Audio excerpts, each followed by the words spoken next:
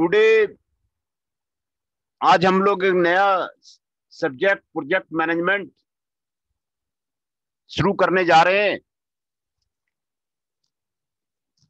Project management एक बहुत ही अच्छा सब्जेक्ट है और उसके सिलेबस के बारे में हम लोग आज डिस्कस करेंगे। उसके सिलेबस में क्या दिया हुआ है, प्रोजेक्ट मैनेजमेंट का सिलेबस में क्या दिया हुआ है। यूएसए में प्रोजेक्ट मैनेजमेंट का स्पेशल इंस्टीट्यूट है, आप उसका वेबसाइट दे सकते हैं। Project management institute special institute है, सिर्फ प्रोजेक्ट मैनेजमेंट को सब्जेक्ट करने के लिए। और यूरोप में कई यूनिवर्सिटी में MSc in project management, MTech in project management का कोर्स रन किया जाता है। सिर्फ प्रोजेक्ट मैनेजमेंट के ऊपर ही एमटेक का डिग्री दिया जाता है। कई कोर्सेस आपको यूरोपियन यूनिवर्सिटी में प्रोजेक्ट मैनेजमेंट का आपको दिए जाते हैं। इससे इंपॉर्टेंस का पता चलता है कि प्रोजेक्ट मैनेजमेंट बहुत ही इंपॉर्टेंस है, बहुत ही इंपॉर्टेंट है। और प्रोजेक्ट मैनेजमेंट के थ्रू हर एक आदमी को गुजरना ही पड़ता है ना। आप किसी भी लाइन में हैं, एडमिनिस्ट्रेशन में है,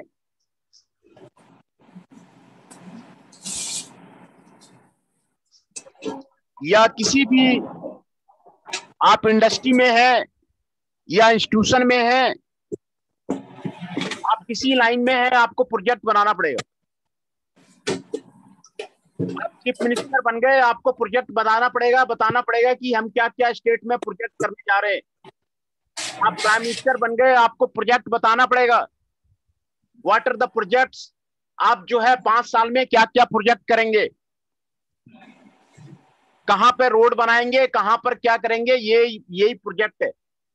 तो प्रोजेक्ट मिनी प्रोजेक्ट से मेगा प्रोजेक्ट तक होता है। सर हाँ बताइए। सर फाइनल ईयर में आगे सर हमें भी प्रोजेक्ट बनाना है। हाँ, आपको भी प्रोजेक्ट बनाना है। वही तो मैं कह रहा था कि प्रोजेक्ट मैनेजमेंट आपको इंपॉर्टेंट है। हर एक आदमी को प्रोजेक्ट मैनेजमेंट के दौर से आपको गुजरना पड़ेगा। 8 सेमेस्टर में भी आपको भी प्रोजेक्ट बनाना पड़ेगा। सर प्रोजेक्ट अपनी मर्जी से बनाना है या कॉलेज वाले देंगे टॉपिक? नहीं, वो अपने मर्जी से बनाना है, वो अपनी मर्जी से बनाना है। तो उसमें प्रोजेक्ट मैनेजमेंट में ये सारी टेक्निक आप सीखेंगे। प्रोजेक्ट मैनेजमेंट क्या होता है,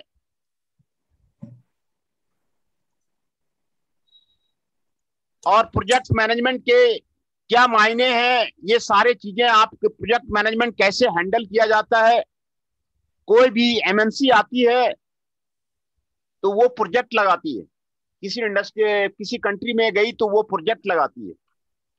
कितने दिन का प्रोजेक्ट होगा, कितना बजट होगा, किस तरह का प्रोजेक्ट होगा, किस तरह प्रोजेक्ट ग्रोथ करेगा, किस तरह प्रोजेक्ट को मॉनिटर किया जाएगा, किस तरह प्रोजेक्ट को कंट्रोल किया जाएगा। सर हाँ बताइए। सर इंटरव्यू वाले भी आएंगे, कंपनीज आएंगी कॉलेज में? नहीं, वो तो अलग हो गया ना, वो तो ट्रेनिंग प्लेसमेंट डिपार्टमेंट कराएगा, वो इंटरव्यू वगैरह जो भी है। सर कराएगा, मैं तो वैसे पूछ रहा हूँ सर, आप भी फैकल्टी के हो सर, आएंगे वैसे कंपनीज आती है? नहीं, अभी जो फाइनल ईयर में बच्चे हैं ना, बहुतों की जॉब लग गई है, बहुतों की जॉब लग गई है। इसीलिए अब ये मैकेनिकल बेल्ट है, गुड़गांवा फरीदाबाद मैकेनिकल बेल्ट है, जेसीबी है, स्कर्ट्स है, कई जगह कई बच्चों की जॉब लग गई है। इसलिए यहाँ पे जॉब का टेंशन मत लीजिए, जॉब लग जाएगी। सर कौन से कब आते हैं सर कंपनीज कॉलेज में इंटरव्यू लेने? वो तो ट्रेनिंग प्लेसमेंट डिपार्टमेंट का काम है, वही कराएगी। वो उन्हीं से कांटेक्ट करना पड़ेगा, वो तो हमारा कंसर्न नहीं है। लेकिन जहां तक हमें जानकारी है, अभी जैसे 8th सेमेस्टर के बच्चे प्रोजेक्ट कर रहे थे, कई अपने अपने इंडस्ट्री में जॉब मिल गई है, सबको अच्छे अच्छे जगह प्लेस हो गए हैं सर, है ना। तो अच्छी बात है सर। हाँ, तो ये मैकेनिकल बेल्ट है गुड़गांव का, फरीदाबाद का, सोनीपत का बेल्ट जो है, ये कंप्लीट जो है मानेसर से जो है आपका जैपनीज जोन भी है।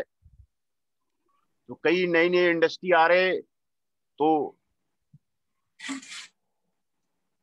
आपको इसमें परेशानी नहीं होगी, आपको घर के पास ही नजदीक आपको जो है अच्छा जॉब आपको मिल जाए, है ना।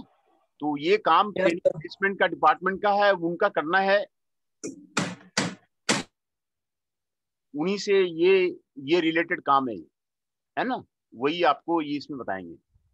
तो प्रोजेक्ट मैनेजमेंट, जैसे मैं बता रहा था कि कोई भी गवर्नमेंट बनती है तो वो अपना प्रोजेक्ट डिसाइड करती है कि क्या क्या बनाने हैं, 5 साल में क्या क्या करने, वो मेगा प्रोजेक्ट कहलाता है। 5 साल का जो टाइम ड्यूरेशन होता है मेगा प्रोजेक्ट कहलाता है। तो प्रोजेक्ट में, प्रोजेक्ट मैनेजमेंट में ये जो है आपको काफी काफी इसका इंपॉर्टेंस है। कई जगह मैंने बताया कि प्रोजेक्ट मैनेजमेंट का स्पेशल इंस्टीट्यूशन है, कैसे रेगुलेट किया जाए प्रोजेक्ट को, वो सारी चीजें इसमें आपको सीखने को मिलेगी, है ना। एक माइनर प्रोजेक्ट हो गया, मिनी प्रोजेक्ट हो गया, मेजर प्रोजेक्ट हो गया, सभी तरह का प्रोजेक्ट के बारे में कैसे डील करेंगे, वो सारा इसमें इस कोर्स में आपको दिया हुआ है। बहुत ही ब्यूटीफुल कोर्स है। तो कोर्स आउटकम पहले मैं आपको यहाँ पर आपको बता देता हूँ। ये सब्जेक्ट पढ़ने के बाद कितने टाइप के प्रोजेक्ट होते हैं उसके बारे में आपको जानकारी मिलेगी। How many types of the projects are there, कितने तरह के प्रोजेक्ट होते हैं, प्रोजेक्ट्स क्या होते हैं, उसके बारे में आपको जानकारी मिलेगी। दूसरा, प्रोजेक्ट अप्राइजल एंड सिलेक्शन कैसे करते हैं, दिस इज वेरी इंपॉर्टेंट। कोई भी प्रोजेक्ट का आपको सिलेक्शन करना, प्रोजेक्ट का साइट डिसाइड करना,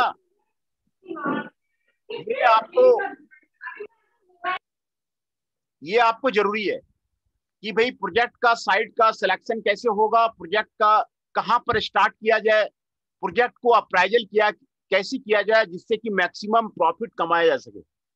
हर एक इंडस्ट्री का यही मोटिव रहता है कि हम अच्छा प्रोजेक्ट लगाएं, अच्छा एक 5G का मोबाइल कंपनी का एक प्रोजेक्ट लगा दें, हम जो है पूरा प्रॉफिट गेन करें। तो ये प्रोजेक्ट अप्राइजल और सिलेक्शन में है कि प्रोजेक्ट का अप्राइजल कैसे करेंगे, प्रोजेक्ट का सिलेक्शन कैसे करेंगे, है ना। प्रोजेक्ट अप्राइजल और सिलेक्शन ये कैसे करेंगे। उसके बाद जो दूसरा कोर्स आउटकम है, develop the project network. Project एक दिन में कंप्लीट तो होता नहीं है, किसी का 10 साल लग जाता है, किसी का 15 साल लग जाता है, किसी का 5 महीने में कंप्लीट हो जाता है। तो एक एक एक्टिविटी होती है, वो प्रोजेक्ट एक्टिविटी पहले फाइनल करना पड़ता है। ये एक्टिविटी होगा, उसके बाद ये एक्टिविटी होगा, उसके बाद ये एक्टिविटी होगा, एक टाइम फ्रेम बनाना पड़ता है। और टाइम फ्रेम बनाने के बाद कैसे कैसे कंप्लीशन हुआ उसका कंट्रोल किया जाता है, उसका मॉनिटर किया जाता है, कौन सा एक्टिविटी पीछे है, कौन सा एक्टिविटी को पहले शुरू करना है, कौन सा एक्टिविटी में कितना ह्यूमन रिसोर्सेस लगेंगे, कितना कौन सा मेन पावर लगेगा, कितना उसमें फंड लगेगा, ये सारे डिसाइड करने पड़ते हैं। तो ये आपको प्रोजेक्ट नेटवर्क है। प्रोजेक्ट नेटवर्क में दो टेक्निक यहां पर है, program evolution and review technique PERT, और दूसरा क्रिटिकल पाथ मेथड, है ना। दो टेक्निक इसमें प्रोजेक्ट मैनेजमेंट में यूज होते हैं। दोनों टेक्निक को आप अच्छी तरह उसमें आप पढ़ेंगे कि प्रोजेक्ट इवोल्यूशन रिव्यू टेक्निक क्या है, दूसरा क्रिटिकल पाथ मेथड क्या है, दोनों से कैसे जो है प्रोजेक्ट को रिव्यू किया जाता है, प्रोजेक्ट को कंट्रोल किया जाता है ना। और role of the human factors in the project क्या है, ये आपको बहुत ही इंपॉर्टेंट है। कोई भी प्रोजेक्ट डिपेंड करता है ह्यूमन पे, डिपेंड करता है उसमें। आपको ह्यूमन को मोटिवेशन आना चाहिए, इनोवेशन आना चाहिए प्रोजेक्ट को करने के लिए। प्रोजेक्ट हमेशा पीपुल हमेशा मोटिवेटेड रहता है, तभी आपको प्रोजेक्ट आपको कंप्लीट होता है। तो इसमें ह्यूमन फैक्टर्स का रोल जो है प्रोजेक्ट को कंप्लीट करने में आपको बहुत ज्यादा है, उसके बारे में आप डील करेंगे। व्हाट आर द फैक्टर्स, और क्या क्या जो है ह्यूमन फैक्टर्स में क्या क्या उसमें आपको किया जाएगा, उसी के बारे में हम लोग डील करेंगे। तो हम लोग सिलेबस के बारे में जो कोर्स कंटेंट दिया हुआ है उसके बारे में हम लोग पहले स्टडी करते हैं कि इसमें क्या हुआ दिया हुआ है। तो यूनिट फर्स्ट में आपका इंट्रोडक्शन है, प्रोजेक्ट मैनेजमेंट का इंट्रोडक्शन है और ओवरव्यू है। जितने भी प्रोजेक्ट मैनेजमेंट के लेक्चर नोट्स थे आपको भेज दिए गए, जरूरत से ज्यादा भेज दिए गए हैं, और एक एक टॉपिक का जो लेक्चर नोट्स जो है आपको व्हाट्सएप कर दिया गया है, इसीलिए आपको कोई तरह का आपको दिक्कत नहीं है। आपको कहीं जो है कोई बुक ढूंढने की जरूरत नहीं है। टॉपिक वाइज सिलेबस के अकॉर्डिंग आपको लेक्चर नोट्स भेज दिए गए, है ना। तो आपको रिसोर्सेस की आपको कोई प्रॉब्लम नहीं है, लेक्चर नोट्स आपको कंप्लीट दे दिए गए हैं, इसीलिए आपको सिलेबस भी दे दिया गया है। असाइनमेंट भी जो है आपको जो करना है वो भी भेज दिया गया है। तो आप जितना जल्दी असाइनमेंट करके जमा कर सकते हैं आपका बेटर आपका इवैल्यूएशन हो जाएगा। तो सभी तरह के लेक्चर नोट्स टॉपिक वाइज बिल्कुल जो है आपको भेज दिए गए हैं, कोई रिसोर्सेस की आपके पास कमी नहीं है। तो सिलेबस में हम लोग जो स्टडी करेंगे, introduction and overview, what is the project management, project management क्या है, इसको कैसे ओवरव्यू लिया जाता है, उसका डिफिनेशंस के बारे में स्टडी करेंगे। What are the definitions of the project management, project management का डिफिनेशन क्या है, टाइप्स ऑफ द प्रोजेक्ट्स, कितने तरह के प्रोजेक्ट्स होते हैं, टाइप्स ऑफ द प्रोजेक्ट्स, कितने तरह के प्रोजेक्ट्स होते हैं, और उसके बाद project life cycle, project phases, हर एक प्रोजेक्ट का लाइफ साइकिल होता है। तो प्रोजेक्ट का ये फेजेज बोलते हैं उसको, introduction of the phases, growth of the project, implementation of the project, control of the project, ये प्रोजेक्ट लाइफ साइकिल है। तो प्रोजेक्ट लाइफ साइकिल के बारे में स्टडी करेंगे और डिसीजन के बारे में स्टडी करेंगे, प्रोजेक्ट का डिसीजन क्या क्या प्रोजेक्ट में डिसीजन लेने पड़ते हैं, प्रोजेक्ट में क्या क्या डिसीजन लेने पड़ते हैं, वो प्रोजेक्ट डिसीजन के बारे में हम लोग स्टडी करेंगे। यूनिट 2 में है गो नो गो डिसीजन। गो नो गो डिसीजन क्या है, प्रोजेक्ट आइडेंटिफिकेशन एंड स्क्रीनिंग क्या है, ये आपको बहुत इंपॉर्टेंट है। कैसे प्रोजेक्ट को आइडेंटिफाई करेंगे, मैंने आपको जैसे पहले बताया कि हर एक कंपनी का मोटिव रहता है कि कैसे जो है प्रॉफिट कमाया जाए, अच्छा प्रोजेक्ट लगाया जाए। तो कैसे आइडेंटिफाई करेंगे, कैसे स्क्रीनिंग करेंगे, what are the basis of the screening, what are the basis of the identification, project को आइडेंटिफाई कैसे करेंगे, उसके बारे में यहाँ पे स्टडी करेंगे। हर एक कंपनी यही चाहती है कि हमारा कंपनी जो है ग्रोथ करता रहे और कैसे जो है अच्छा प्रॉफिट कमाया जाए। प्रोजेक्ट अप्राइजल, प्रोजेक्ट को अप्राइजल कैसे करेंगे, ये आपको बहुत ही इंपॉर्टेंट है। बहुत सारे प्रोजेक्ट फेल हो जाते हैं, कई सारे प्रोजेक्ट हैं आप देखे होंगे, कई इंडस्ट्रियां बंद हो जाती है, कई प्रोजेक्ट फेल हो जाता है। तो कारण वही है कि उसका प्रोजेक्ट का अप्राइजल सही ढंग से नहीं हुआ, प्रोजेक्ट का अप्राइजल सही ढंग से नहीं हुआ, इसी कारण से वो प्रोजेक्ट जो है आपको फेल कर गया। तो प्रोजेक्ट अप्राइजल में मार्केट एनालिसिस आता है, मार्केट का डिमांड एनालिसिस बहुत जरूरी है। मार्केट को कवर करना बहुत जरूरी है कि what are the market, people accept करेगा नहीं करेगा, डिमांड उसकी है कि नहीं है, कोई भी आइटम की डिमांड है कि नहीं है। कोई भी इंडस्ट्री लगाना चाह रहे हैं तो उसका कंटिन्यूअस प्रोडक्शन होते रहना चाहिए, ह्यूमन नीड्स को फुलफिल करते रहना चाहिए। ये मार्केट एनालिसिस करना बहुत जरूरी है, मार्केट सर्वे करना जरूरी है। कोई जरूरी नहीं है कि आपका बहुत ही आपका टेक्नोलॉजी बेस्ड आपका प्रोजेक्ट है, लेकिन अगर मार्केट डिमांड नहीं है, पीपुल में एक्सेप्टेबिलिटी नहीं है, तो वो आपका प्रोजेक्ट नहीं चलेगा।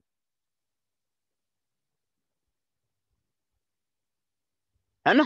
तो ये मार्केट एनालिसिस जरूरी है। उसके बाद टेक्निकल, कंपनी कोई भी प्रोजेक्ट करना चाह रही है, कोई भी चीज बना रही है, तो टेक्निकली कितना सक्षम है, टेक्निकली कितना सक्षम है, उसके बारे में कंपनी उस पर विचार करेगी कि सारी मशीनें उसके पास है कि नहीं है, रॉ मटेरियल उसके पास है कि नहीं है, पीपुल उसके पास है कि नहीं। टेक्निकल एनालिसिस इसमें करना पड़ेगा पहले कि प्रोजेक्ट हम कोई भी प्रोजेक्ट लगाना चाह रहे हैं, अच्छा प्रोजेक्ट लगाना चाह रहे हैं, तो टेक्निकल फिजिबिलिटी है कि नहीं है, जो भी मशीन चाहिए वो मशीन हमारे पास है कि नहीं है। तो टेक्निकल एनालिसिस प्रोजेक्ट का करना जरूरी है।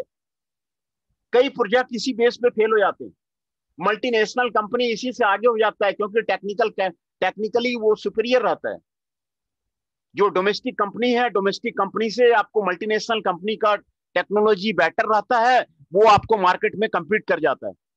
यही हो रहा है बहुत सारे आपका ऑटोमोबाइल इंडस्ट्री में, आपको यही हो रहा है। टेक्निकली साउंड है, फोर्ड कंपनी टेक्निकली साउंड है, इसीलिए मार्केट में उसका सर्वाइवल बहुत ज्यादा है। टेक्निकली साउंड है वो, उसकी मैन्युफैक्चरिंग एजाइल मैन्युफैक्चरिंग सिस्टम है। कस्टमर जैसे डिमांड किया उसको तुरंत कस्टमर को वो मॉडल बना के दे देती है। फोर्ड कंपनी की जो है बहुत ही आपको टेक्निकली सुपीरियर है। सोशल इफेक्ट क्या है, वो सोशल एनालिसिस करना जरूरी है। अनसोशल कंपनी वो चल नहीं पाती है। तो वो सोसाइटी के प्रति आपको क्या उसका रवैया है, सोशली में उसको एक्सेप्टेंस मिल रहा है नहीं मिल रहा, सोसाइटी में एक्सेप्टेंस मिलता है नहीं मिलता है, ये आपको जरूरी है। इकोलॉजिकल इशू क्या है, इन्वायरमेंट रिलेटेड इशू क्या है, इन्वायरमेंट रिलेटेड इशू बहुत ही आपको कंसर्न आपको रखने लग गया है। सभी गवर्नमेंट अब रूल बनाने लग गई है इन्वायरमेंट के ऊपर में, इन्वायरमेंट के ऊपर में आपको सभी कंपनी रूल बनाने लग गई है कि ये जो कंपनी आपको इन्वायरमेंट पोल्यूशन कर रही है उसको वहां से हटाने के लिए, बंद करने के लिए कोशिश कर रहा है। तो इकोलॉजिकल आपको फैक्टर बहुत जरूरी है कंसीडर करना। What are the ecological factors are there, कैसे उसको कंट्रोल किया जाए, what are the laws are related with them. Ecological आपको कंसिडरेशन प्रोजेक्ट का करना जरूरी है। कितना भी अच्छा प्रोजेक्ट हुआ लेकिन इकोलॉजिकल नहीं है तो वो आपको दिल्ली में आपको नहीं लगने देगी, गवर्नमेंट मना करेगी कि नहीं पॉल्यूशन फ्री आपको होना चाहिए, तभी आपको लगेगा।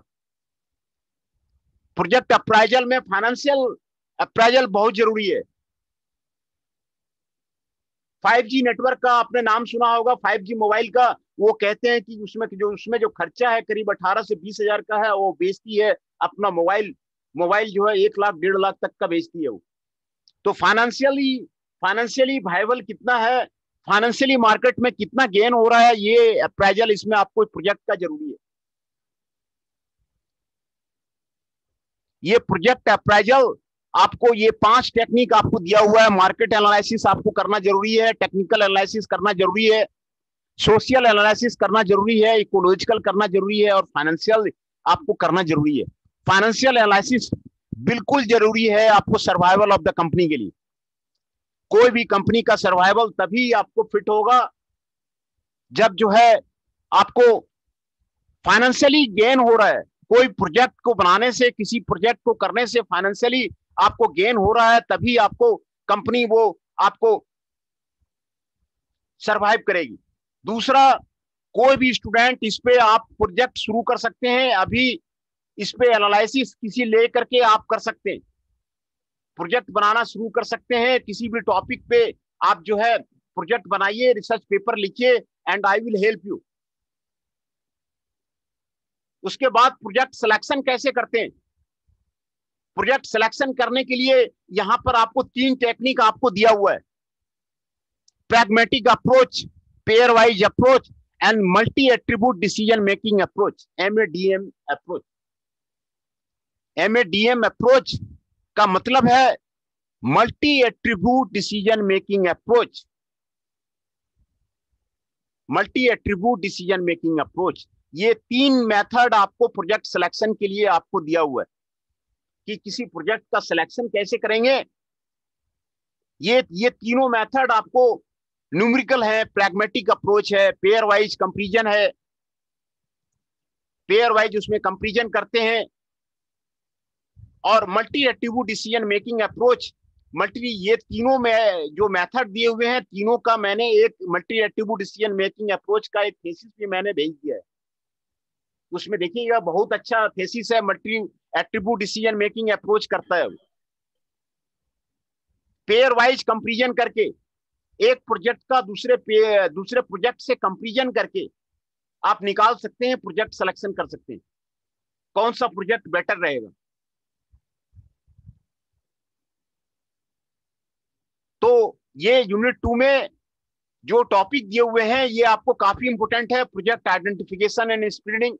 ये आपको किसी प्रोजेक्ट का सक्सेस आइडेंटिफिकेशन एंड स्क्रीनिंग पे डिपेंड करता है। आप उसको पहले स्क्रीन कर लीजिए, आइडेंटिफाई कर लीजिए कि प्रोजेक्ट क्या होगा। प्रोजेक्ट अप्राइजल आप अच्छी तरह कर लीजिए, प्रोजेक्ट आपका फेल नहीं होगा। प्रोजेक्ट सिलेक्शन आप अच्छी तरह कर लीजिए, आपका प्रोजेक्ट फेल नहीं होगा। ये आपको 3 मेथड आपको यहाँ पर आपको बताया हुआ है, और तीनों मेथड के एक एक थीसिस भी मैंने भेज दिया है आपको। प्रोजेक्ट सिलेक्शन का आपको मैंने थीसिस भेज दिया है।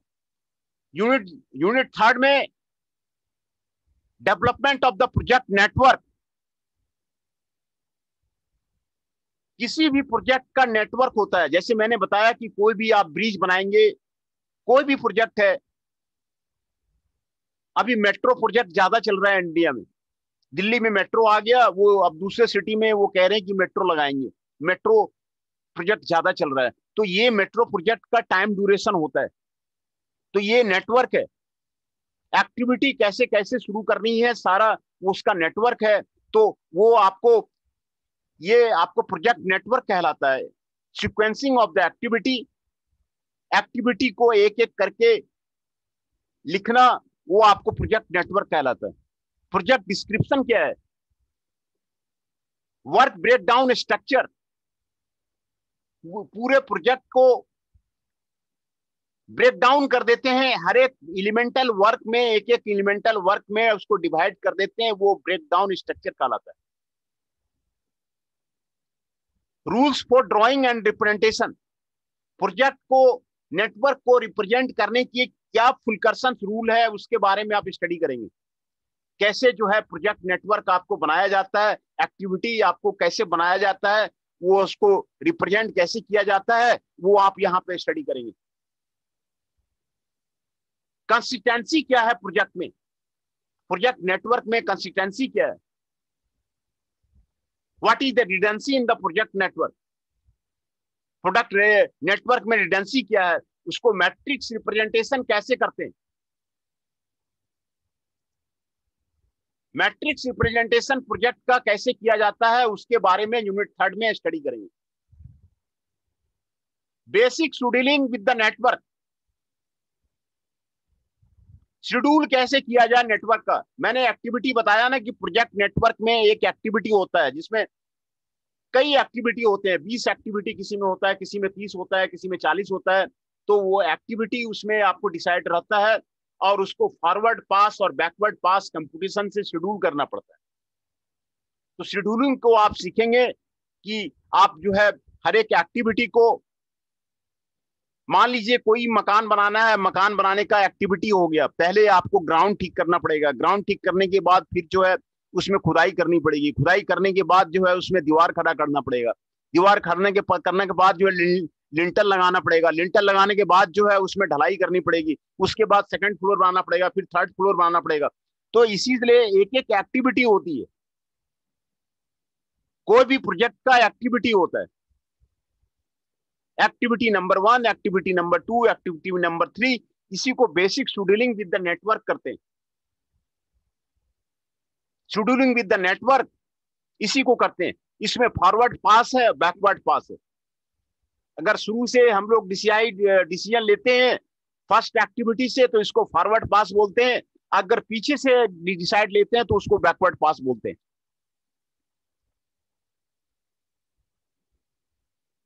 ये फॉरवर्ड पास और बैकवर्ड पास कहलाता है। यूनिट 4 में सीपीएम एंड पार्ट है। सीपीएम एंड पार्ट बहुत ही ब्यूटीफुल टेक्निक है, critical path method, program evolution review technique. ये दो टेक्निक आपको यहाँ पर प्रोजेक्ट के लिए आपको बताया गया है। प्रोजेक्ट मैनेजमेंट में दो ब्यूटीफुल टेक्निक है।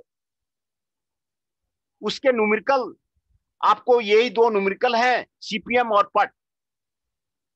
उसके न्यूमेरिकल्स आपको बताए जाएंगे, न्यूमेरिकल आपको करवाए जाएंगे, और सीपीएम और पट पे आपको प्रॉब्लम आता ही आता है। Critical path method, program evolution review technique. CPM का मतलब हो गया क्रिटिकल पाथ मेथड, पट का मेथड हो गया प्रोग्राम इवोल्यूशन रिव्यू टेक्निक। इस पे आपको न्यूमेरिकल आपको आता ही आता है। तो इस पे न्यूमेरिकल जो है आप उसको करेंगे और उसको देखेंगे कि कितना अच्छा और कितना ब्यूटीफुल आपको सीपीएम और पट है। उससे आपको प्रोजेक्ट का को कंप्लीट कंट्रोल आपको पता चल जाता है। उसमें एक्टिविटी टाइम्स क्या है, हर एक एक्टिविटी का टाइमिंग होता है। जैसे मैंने बताया कि कोई भी प्रोजेक्ट करेंगे, आप ब्रिज बनाएंगे, ब्रिज बनाने के लिए हर एक एक्टिविटी आपको डिसाइड करनी पड़ेगी। पहले क्या होगा, कहीं पे इंडस्ट्री लगाना है, ये एक मेगा प्रोजेक्ट है, तो उसमें कौन सी एक्टिविटी पहले करनी है, उसको एक्टिविटी टाइम्स बोलते हैं। कंप्लीशन उसका कैसे होगा, what are the plots are there in the CPM and PERT, उसके बारे में स्टडी करेंगे। प्रोबेबिलिटी के बारे में स्टडी करेंगे, एग्जांपल्स एंड प्रॉब्लम्स। पट और सीपीएम का प्रॉब्लम्स के बारे में आप स्टडी करेंगे और एग्जांपल्स के बारे में आप स्टडी करेंगे, है ना। तो ये आपको यूनिट 4 में आपको सीपीएम और पट के बारे में आपको स्टडी करना है। Critical path method, program evolution review technique, उसमें आपको activity time, completion times, plots क्या होते हैं, प्रोबेबिलिटी क्या है, उसके न्यूमेरिकल प्रॉब्लम्स क्या क्या है, उसके बारे में आप स्टडी करेंगे यूनिट 4 में।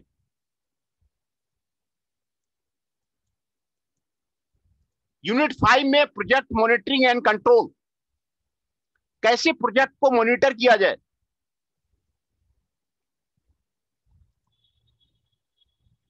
प्रोजेक्ट को कैसे मॉनिटर किया जाता है, इसके बारे में आप स्टडी करेंगे। प्रोजेक्ट एडजस्टमेंट क्या है, क्रैशिंग क्या है, डायरेक्ट कॉस्ट इनडायरेक्ट कॉस्ट से कैसे उसको क्रैशिंग करते हैं, नॉर्मल और क्रैश ड्यूरेशन और कॉस्ट क्या है, उसके बारे में स्टडी करेंगे। What is the project crashing, है ना। प्रोजेक्ट क्रैशिंग का मतलब है कॉस्ट को बढ़ा करके घटा करके देखना कि भाई प्रोजेक्ट कितने दिन में कंप्लीट होता है, उसका क्या इफेक्ट पड़ता है, ये आपको प्रोजेक्ट क्रैशिंग कहलाता है। तो प्रोजेक्ट एडजस्टमेंट के बारे में स्टडी करेंगे। प्रोजेक्ट मॉनिटरिंग एंड कंट्रोल, कैसे प्रोजेक्ट को मॉनिटर किया जाता है, कैसे प्रोजेक्ट को कंट्रोल किया जाता है, उसके बारे में आप स्टडी करेंगे। Resource levelling, resource, different type of the resources, human resources for the project कैसे करेंगे, किसी मटेरियल का, रॉ मटेरियल का रिसोर्स लेवलिंग कैसे करेंगे, ये इसके बारे में यहां पर स्टडी करेंगे।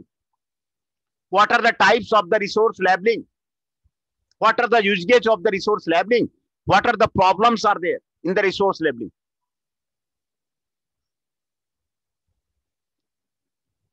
मैनेजिंग रिस्क क्या है, what are the managing risk in the project. Project में मैनेजिंग रिस्क मैंने आपको बताया कि पहले ही बहुत इंपॉर्टेंट है। कोई भी प्रोजेक्ट लगाने जाएंगे उसके पहले ही आपको डिसाइड करना पड़ेगा।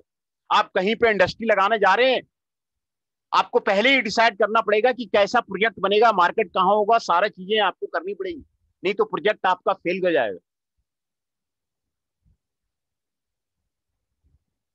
सारी अप्राइजल आपको करनी पड़ेगी। तो क्या क्या रिस्क है प्रोजेक्ट मैनेजमेंट में, क्या क्या रिस्क है, वो मैनेजिंग रिस्क के बारे में आप यहाँ पे स्टडी करेंगे। रिस्क को जानना जरूरी होता है कि भाई हम कोई प्रोजेक्ट लगाना जा रहे हैं तो उसमें क्या क्या रिस्क है, what are the uncertainty are there and uncertainty with the project. Project के साथ में क्या क्या अनसर्टेनिटी है, उसके बारे में आप यहाँ पर स्टडी करेंगे। यूनिट 6 में role of the human factors in the project completion, किसी भी चीज को करने के लिए ह्यूमन बहुत बड़ा इंपॉर्टेंट फैक्टर है।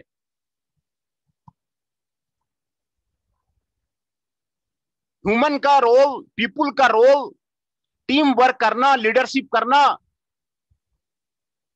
बहुत जरूरी है। कोई प्रोजेक्ट फेल करता है उसका मतलब है कि उसका लीडरशिप फेल कर रहा है।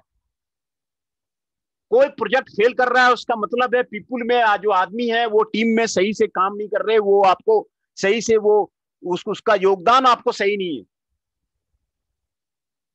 तो किसी प्रोजेक्ट को कंप्लीशन के लिए ह्यूमन का जितना ज्यादा रोल रहता है ना, कोई भी प्रोजेक्ट करेंगे तो उसमें जो प्रोजेक्ट का मैनेजिंग डायरेक्टर होता है, प्रोजेक्ट का जो चेयरमैन होता है, वो मेन रोल आपको अदा करता है। उसमें जो आपको जो डिफरेंट मैनेजर्स हैं वो आपको जबरदस्त रोल अदा करते हैं प्रोजेक्ट को सक्सेस करने के लिए।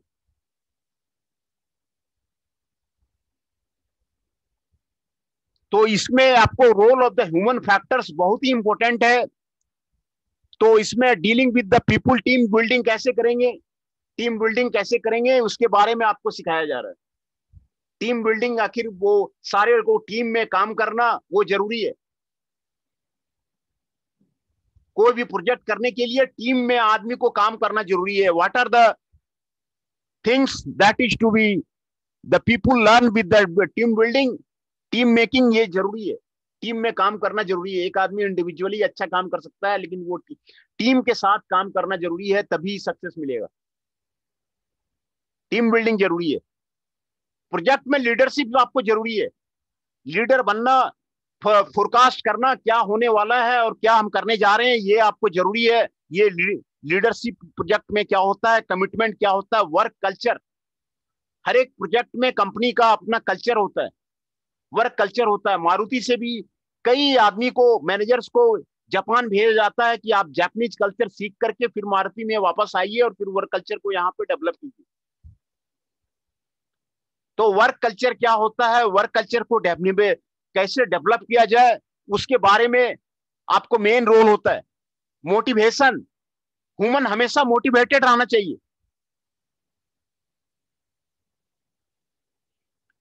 किसी भी इंडस्ट्री में, किसी में हमेशा जो ह्यूमन है आपको मोटिवेटेड रहना चाहिए, हमेशा कुछ काम करने की जो है चाह होना चाहिए। तो what are the factors are there, कैसे मोटिवेट किया जाए उसके बारे में यहाँ पर स्टडी करेंगे। कोऑर्डिनेशन कैसे किया जाए, ह्यूमन को प्रोजेक्ट को काम करने के लिए कोऑर्डिनेशन कैसे किया जाए उसके बारे में आप स्टडी करेंगे। एटीट्यूड क्या है, इनोवेशन के साथ काम करना है। देखिए कोई भी प्रोजेक्ट तभी फेल करता है जब उसमें इनोवेशन नहीं होता है। कोई भी काम अगर नयापन हो ना, नई चीजें हैं तो उसमें आपको इनोवेशन होने के साथ जो है वो सक्सेस कर जाता है। कोई भी प्रोजेक्ट कीजिए उसमें इनोवेशन होना चाहिए तो प्रोजेक्ट आपको सक्सेस कर जाता है। तो इनोवेशन आपको जरूरी है। प्रोजेक्ट कंप्लीशन किस तरह होगा वो आपको जरूरी है। Review and future direction project का आपको कैसे होगा ये आपको यहाँ पर आप स्टडी करेंगे। प्रोजेक्ट को कंप्लीट कैसे किया जाए, क्या क्या स्टेप्स हैं प्रोजेक्ट को कंप्लीशन के, रिव्यू एंड फ्यूचर डायरेक्शन, ये सारे उसमें आपको ये आपको 6 यूनिट में आपको डिवाइड किया गया है। हर एक यूनिट का आपको टॉपिक आपको आज बता दिया गया। यूनिट फर्स्ट का, यूनिट सेकंड का, यूनिट थर्ड का, फोर्थ का, फिफ्थ का एंड सिक्स्थ का। अब मैं पहले अटेंडेंस ले लूं उसके बाद जो है क्लास को कंटिन्यू करूंगा।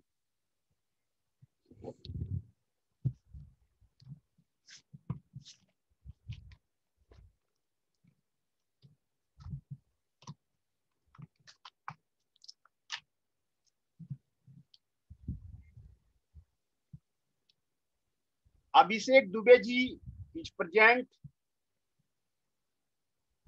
आकाश Pawar ji is present, yes sir. Raunak Kumar ji is present,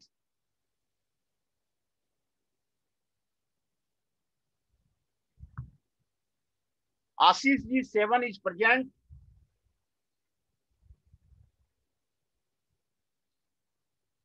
Chandan Shah is present, yes sir. Himanshu ji 17 is present,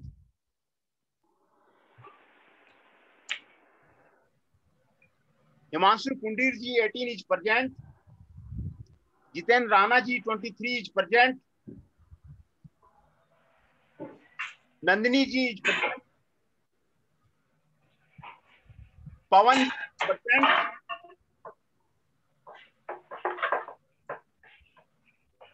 Ramdatt Bhatt ji present, 38 is present.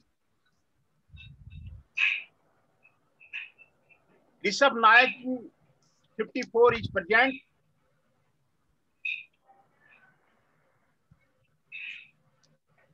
Kartik ji 24 is present.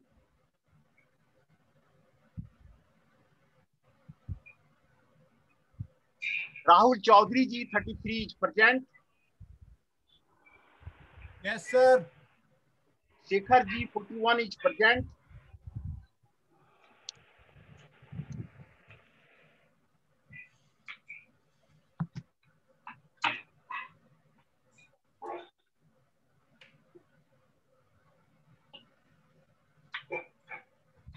Prince Sarova ji 31 is present. Yes, sir. Yes, sir. 33 is present.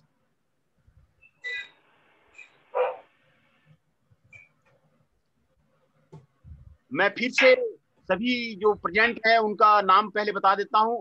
Kartik ji 24 is present. Rishabh Nayak ji 54 is present. Ramdatt Bhatt ji 38 is present. Pawan ji is present. नन्नी Gujjar ji is present. Jitendra Rana ji 23 is present. Himanshu Pundir ji 18 is present. Himanshu ji 17 is present. Chandan Shah ji 8 is present. Ashish ji 7 is present. Akash Pawar ji 3 is present. Abhishek Dubey ji 2 is present.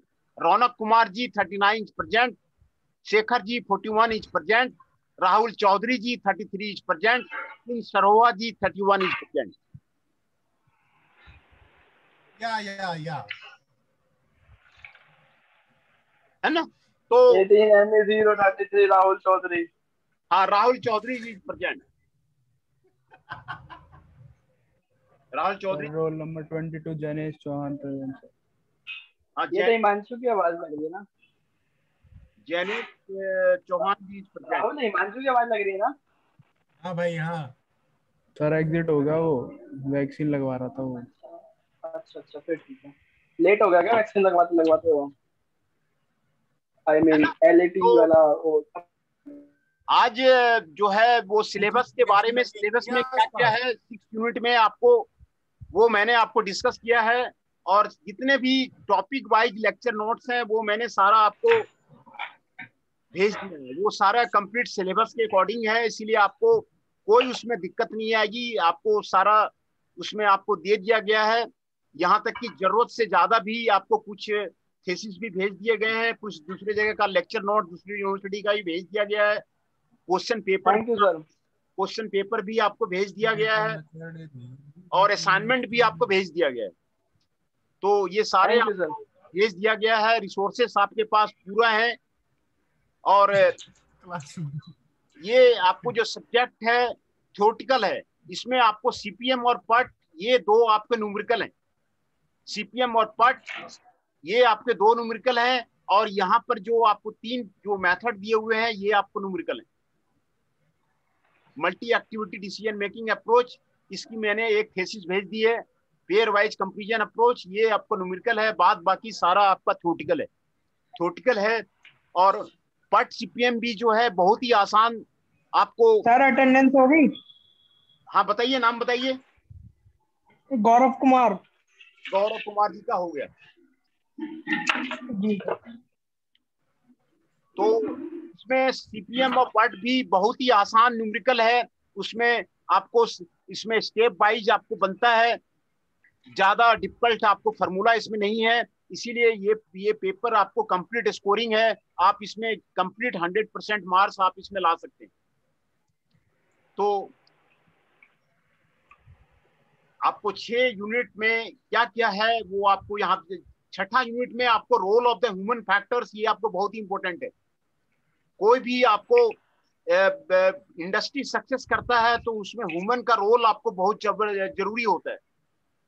कैसे आप project complete करते हैं और role of the humans के बारे में कैसे deal करेंगे।